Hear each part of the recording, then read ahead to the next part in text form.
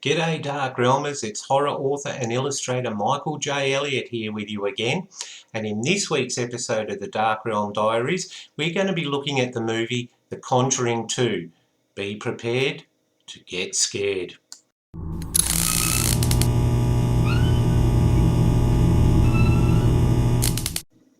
Well, with the huge success of The Conjuring in 2013, it was inevitable that a sequel would be made, because there's nothing more enjoyable to the sound of a Hollywood studios accountant than the sound of ticket sales. So a sequel was in the planning as soon as they discovered how successful the original had been. Now, for those of you who aren't familiar with the characters or the background of The Conjuring concerns the case files, actual case files from Lorraine and Ed Warren, and they are Roman Catholics, but they're also paranormal investigators.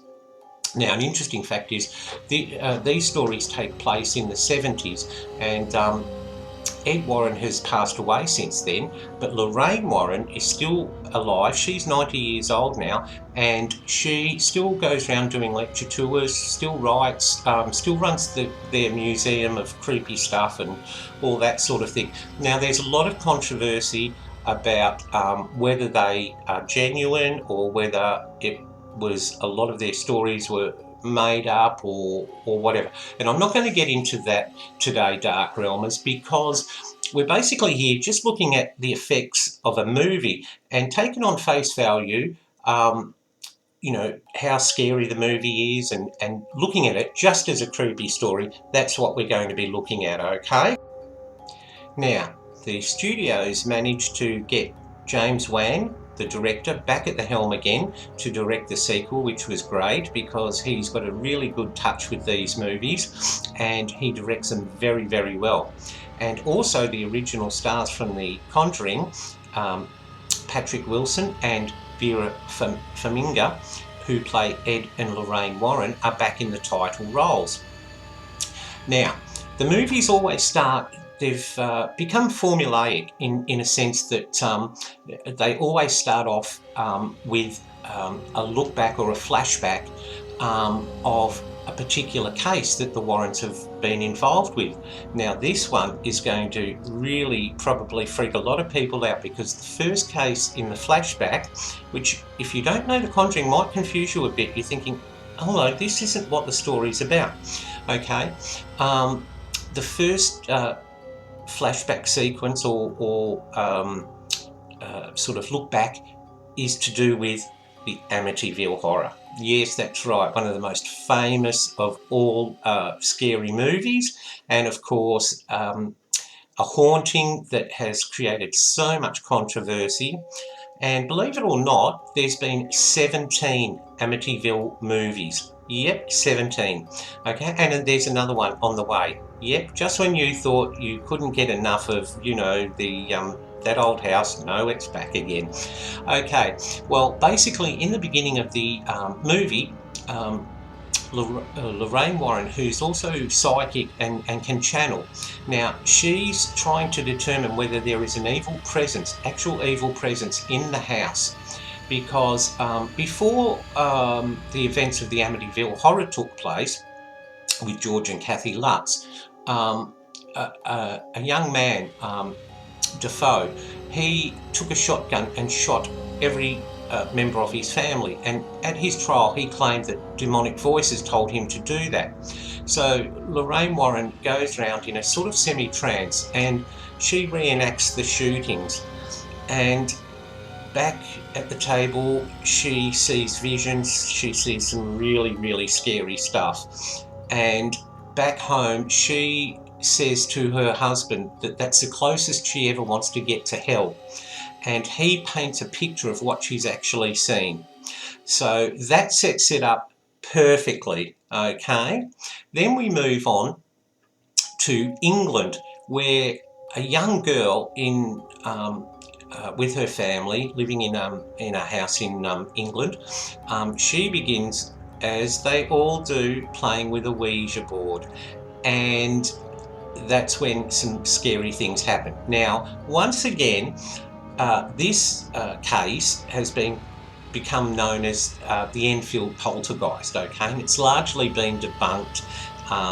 There are still believers there, of course, and I haven't done the research, and like I said, because this is just a scary movie we're looking at, Dark Realmers, I'm not going to do any sort of, yes, it's true, no, it's not sort of thing. We're looking at it purely in movie terms, okay? Now, from there, we go back and we see the Warrens. Now, a priest has come to see the Warrens, and he says to them, look, have a listen to this. And you hear this voice of, an old man, and he says, my name is Bill, and they say, oh, okay, well, the priest says that voice came from a 5-year-old or 6-7-year-old girl. Now, what the church wants to do is get the Warrens to investigate to see if this is a genuine paranormal event. Because of the events of the Amityville Horror and the controversy concerning the church, and you may remember in the Amityville Horror where a priest, couldn't get through on the phone and strange things, and he started getting stigmata and all that sort of thing. And a lot of that was, thrown into doubt, and at one stage the priest involved even said, no, that didn't happen. But because of those events, the priest says, look, we don't want you to do anything. Just could you go to England and investigate this for us and just see if there's, anything going on. And if you believe there is some sort of paranormal or scary situation going on, we'll take it from there. We'll perform an exorcism or whatever, okay? Well, of course, things don't go to plan. And there's a lot of scary scenes in this, Dark Realmers, and what makes it interesting too, it's not just the family trying to convince everyone else that this is happening. In one particular scene, they call the police because of the strange goings on, and the police come into the house and they actually see chairs move for themselves. And not only that, they get reporters involved in a TV crew, when reporters come.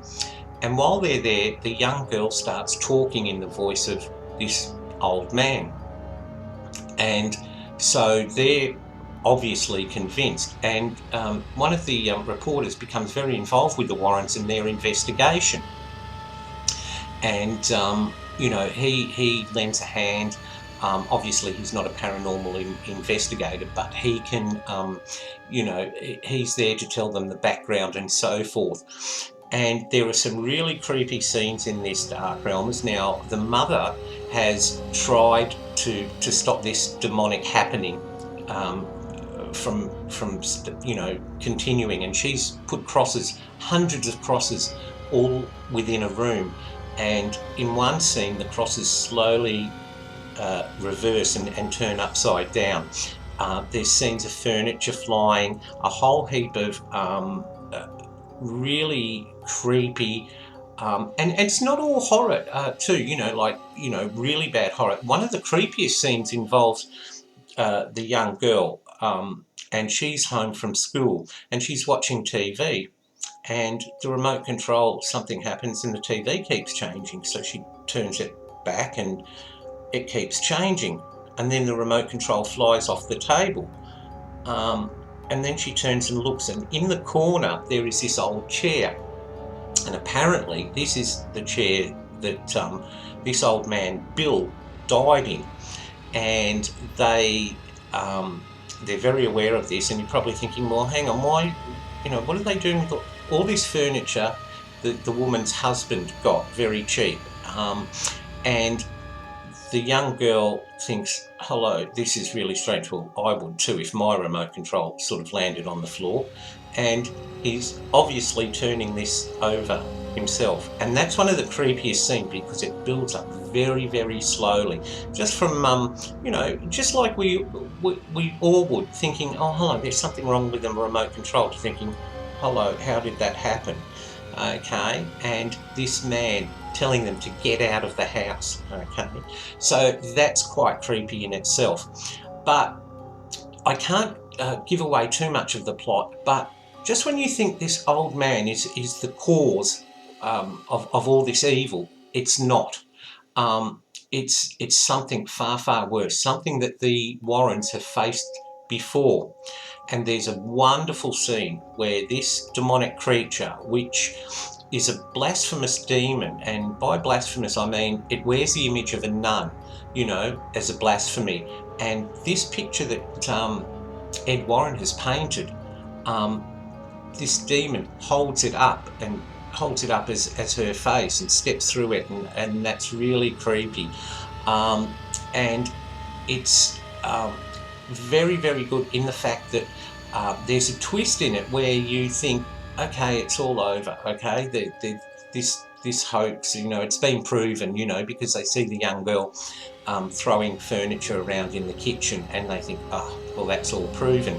And because the Warrens say, well, sorry, you know, we can't do anything, we don't believe you, you know, we've got proof now that your daughter's been doing all this, the mother kicks them out of the house. And it's on the way back, you think, oh no, the Warrens, you know, like they've got to stay. So there's this real sense of urgency, and they're getting ready to get on the plane and go to the plane, and that's when you find out some really interesting, scary, creepy things. Okay, and I'll just give you one clue. The daughter says, I had to do it because, you know, the demon said that it would kill everyone, you know, if I didn't obey it, okay? And so the race is on then. And I'm not going to spoil it anymore for you like that, Dark Realmers, but some interesting facts, okay? Now, this movie became the second highest grossing horror film of all time. It only ranks number 2 behind that number 1 classic, The Exorcist. And that's pretty good because sequels don't usually do that well. They may turn up in the top 100 or the top 20, but it's very rare that they actually do better than the original. And you may remember, if you've seen the original Conjuring, you may remember Annabelle, the haunted doll that was possessed by a demon, and that freaked me out. Probably far more than anything else in the movie was the prequel or the original case file. Now, there's you know, that became so popular, that particular part of the movie, that it spawned the movie franchise of Annabelle. Now, the interesting thing is that in the original pictures and documents that Lorraine Warren supplies, Annabelle is actually a Raggedy Ann doll. Now, you can understand why Hollywood's changed this because, like, I mean, look, it's really good special effects and that they can do these days, but I personally wouldn't have been terribly terrified by a Raggedy Ann doll.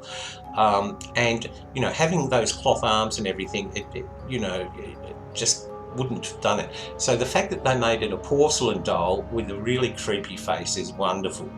Now, the interesting thing is too that the demon in this movie has, you know, just become so popular as a horror icon that, of course, yep, you guessed it, Hollywood's going to give the demon nun her own series. Okay, so the next movie, which isn't in the actual Conjuring franchise, but will be a standalone franchise, will be The Nun.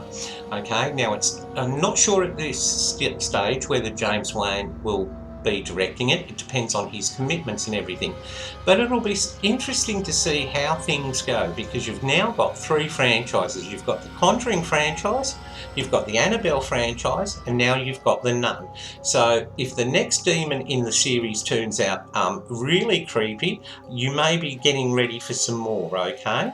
But look, getting back to the movie, it is a very, very good movie. I mean, I love the first one, but I love this one even more. There are some really great tender moments in this too, where the young girl is talking to Lorraine Warren.